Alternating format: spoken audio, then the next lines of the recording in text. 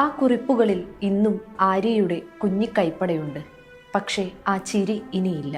ഇറാനിലെ മിനാബ് നഗരത്തിലെ വിദ്യാലയത്തിലേക്ക് US missile വന്നു പതിച്ചപ്പോൾ ഇല്ലാതായത് 168 കുഞ്ഞു ജീവനുകളാണ്. തകർന്നുപോയത് ഒരു നാടിന്റെ പ്രതീക്ഷകളും അനേകം കുടുംബങ്ങളുടെ പ്രാർത്ഥനകളുമാണ്. ആ 168 കുട്ടികളിൽ ഒരാളാണ് 9കാരനായ ആര്യ ബഹദൂരി. അടുക്കളയിൽ അമ്മ കേക്ക് ഉണ്ടാക്കുമ്പോൾ ചേരുവകൾ ഓരോന്നായി ചോദിച്ചറിഞ്ഞ് തൻ്റെ കുഞ്ഞി കൈപ്പടയിൽ ഒരു സ്റ്റിക്കി നോട്ടിൽ എഴുതി ഫ്രിഡ്ജിന് മുകളിൽ ഒട്ടിച്ചു വെക്കുന്ന മകൻ. ആ അടുക്കളയിൽ ഇന്നും കുറിപ്പുകൾ ഭദ്രമായുണ്ട്. പക്ഷേ ആ മധുരം നുണയാനോ അത് വീണ്ടും പരീക്ഷിച്ചു നോക്കാനോ അവനിനി മടങ്ങി വരില്ല. ഒരു ജനതയെ മുഴുവൻ കണ്ണീരിലാഴ്ത്തിയ ഇറാനിലെ ഷജറെ ത്വയ്ബ സ്കൂളിൽ നടന്ന ബോംബാക്രമണത്തിന്റെ നടുക്കുന്ന ഓർമ്മകളിലേക്ക്. 9 വയസ്സുകാരനായ ആര്യ പഠനത്തിൽ മിടുക്കനാണ്. നെറ്റിക്ക് കുറുകെ ചീകിവെച്ച മുടിയും വലിയ ചുവന്ന ഫ്രെയിമുള്ള കണ്ണടയും വിരിയുന്ന നുണക്കുഴിയുമുള്ള സൗമ്യനായ കുട്ടി. അമ്മയ്ക്ക് എന്നും അവൻ തണലായിരുന്നു. അമ്മ കേക്കുണ്ടാക്കുന്നത് നോക്കി നിൽക്കുകയും ചേരുവകൾ ഒരു സ്റ്റിക്കി നോട്ടിലെഴുതി ഫ്രിഡ്ജിൽ ഒട്ടിച്ചു വെച്ച് പിന്നീട് തനിയെ പരീക്ഷിച്ചു നോക്കുകയും ചെയ്യുന്ന മകൻ.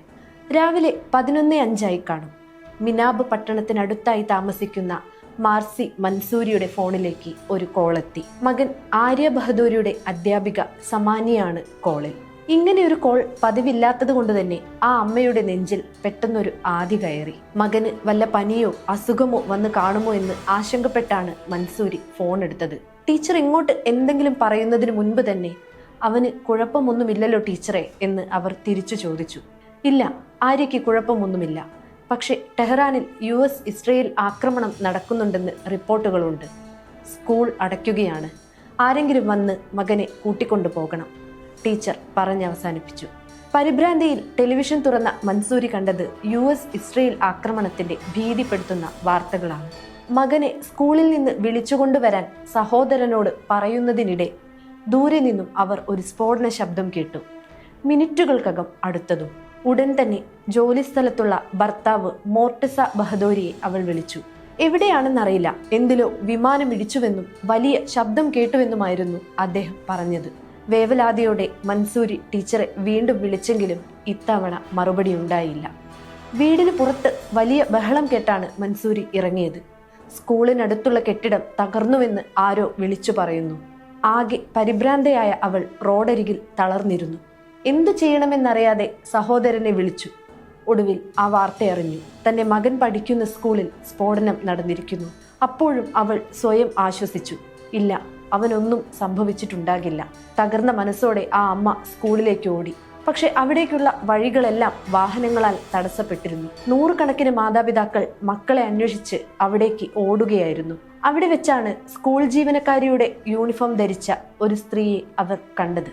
തല മുതൽ കാൽ വരെ ചാരനിറത്തിലുള്ള പൊടിയിൽ മുങ്ങിയ രൂപം. ടീച്ചറെ കണ്ടോ, എൻ്റെ ആര്യയെ കണ്ടോ എന്ന് മൻസൂരി നിലവിളിച്ചെങ്കിലും ആ സ്ത്രീ നിശബ്ദയായി അവളെ നോക്കി നടന്നുപോയി. ആ നോട്ടത്തിൽ ഭയാനകമായ എന്തോ ഒന്ന് ഒളിഞ്ഞിരിപ്പുണ്ടായിരുന്നു. ഗതാഗത കുരുക്കിൽപ്പെട്ടതോടെ ആര്യയുടെ പിതാവ് മോർട്ടസ ബഹദൂരി കാർ ഉപേക്ഷിച്ച് സ്കൂളിലേക്ക് ഓടാൻ തുടങ്ങി. കഴിയുന്നത്ര ഓടി. തലകറക്കം വന്നപ്പോൾ നടന്നു. റമദാൻ വ്രതം അദ്ദേഹത്തിന്റെ ഊർജം ചോർത്തിക്കളഞ്ഞു. അടുത്തുള്ള ആശുപത്രിയിലാണ് ആക്രമണം നടന്നതെന്നാണ് അദ്ദേഹം ആദ്യം കേട്ടത്. തന്റെ മകന്റെ സ്കൂളിന് നേരെ ഇത്തരമൊരു ആക്രമണം ഉണ്ടായേക്കാം എന്ന ചിന്ത പോലും അദ്ദേഹത്തിന്റെ മനസ്സിൽ വന്നില്ല.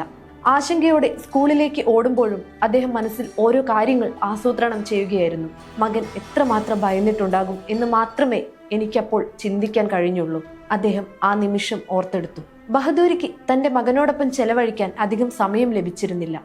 കുടുംബം പുലർത്താൻ വൈകുന്നേരങ്ങളിൽ റെസ്റ്റോറന്റിലെ ഷിഫ്റ്റുകൾ ഉൾപ്പെടെ 2 ജോലികൾ അദ്ദേഹം ചെയ്തിരുന്നു. എങ്കിലും അവർ തമ്മിൽ അത്രമേൽ അടുത്ത ബന്ധമായിരുന്നു. ഓരോ രാത്രിയും ജോലിക്ക് പോകുമ്പോൾ റെസ്റ്റോറന്റിലേക്ക് വേണ്ട സാധനങ്ങൾ അടുക്കി വെക്കാൻ സഹായിക്കുന്നത് ആര്യയ്ക്ക് വലിയ ഇഷ്ടമായിരുന്നു. അച്ഛന് അഡീഷണൽ ജോലി ചെയ്യേണ്ടി വരുന്നതിൽ മകൻ എപ്പോഴെങ്കിലും ലജ്ജ തോന്നുമോ എന്ന് ആ മാതാപിതാക്കൾ ചിലപ്പോഴൊക്കെ ആശങ്കപ്പെട്ടിരുന്നു. എന്നാൽ ആ സ്കൂൾ വിദ്യാർത്ഥിയുടെ മനസ്സിൽ അത്തരം നാണക്കേടിന്റെ ഒരു നേരിയ കണിക പോലും അവർ ഒരിക്കലും കണ്ടിരുന്നില്ല. സ്കൂളിനോടടുത്തപ്പോൾ അത് ആശുപത്രിക്ക് സമീപമായതുകൊണ്ട് കെട്ടിടത്തിന് എന്തെങ്കിലും കേടുപാടുകൾ സംഭവിച്ചിരിക്കുമോ എന്ന് ബഹദൂരി ചിന്തിച്ചു. ആര്യയ്ക്ക് ചെറിയ മുറിവുകളോ ചതവുകളോ പറ്റിയിട്ടുണ്ടാകുമോ എന്നും അവനെ എവിടെയെങ്കിലും വൈദ്യ പരിശോധനയ്ക്ക് കൊണ്ടുപോകേണ്ടി വരുമോ എന്നുമായിരുന്നു അദ്ദേഹത്തിന്റെ ചിന്ത. എന്നാൽ അവിടെ എത്തിയപ്പോൾ കണ്ട കാഴ്ച അദ്ദേഹത്തിന്റെ ഹൃദയം തകർത്തു.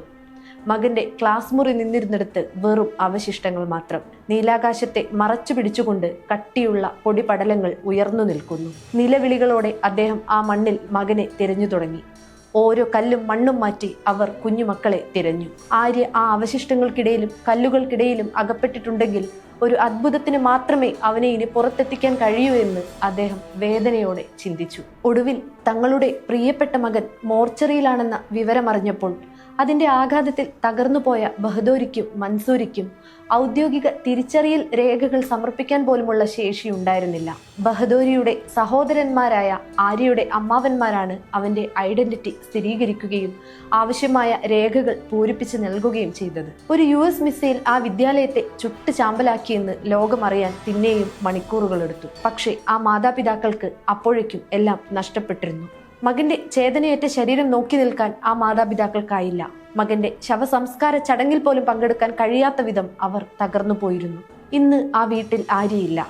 പക്ഷെ അവന്റെ അനിയൻ അർസലൻ ഇപ്പോഴും കാത്തിരിക്കുകയാണ്.